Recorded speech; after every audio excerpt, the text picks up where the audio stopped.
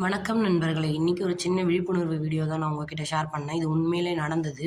நானும் என்னோட அம்மாவும் கொஞ்சம் நகை மாத்துறதுக்காக, கொலுசு மாத்துறதுக்காக கடைக்கு போயிட்டுருந்தோம். பஸ்ஸில் போகும்போது அம்மாவோட பர்ஸு காணாம போயிடுச்சு. திடீர்னு அம்மா பயந்துட்டு, "என்னோட பர்ஸ காணோம்" அப்படின்னு சொல்லிட்டு கத்திட்டு இருந்தாங்க. டிரைவர் பஸ்ஸை நிறுத்திட்டாரு.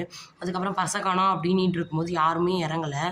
அப்புறம் அம்மா என்ன சொன்னாங்க, ஒரு அம்மா திடீர்னு வந்து, "ஏம்மா இப்போதாம்மா ஒருத்தர் பர்ஸ் எடுத்துட்டு இப்படி போனாரு, நான் பார்த்தேன்" அப்படின்னாங்க. உடனே எங்கள் அம்மா வந்து, "ஏம்மா நீ தானே பர்ஸ் வச்சிருக்க, பர்ஸ் எடு" அப்படின்னாங்க. டக்குன்னு கொஞ்ச நேரத்தில் பார்த்தா அந்த அம்மா கையிலேருந்து தான் பர்ஸ் கிடைக்குது. என்னடா இந்த அம்மா பர்ஸ் வச்சுக்குதே அப்படின்னு பார்த்தா, எப்படியோ எடுத்துட்ருக்காங்க நண்பர்களே.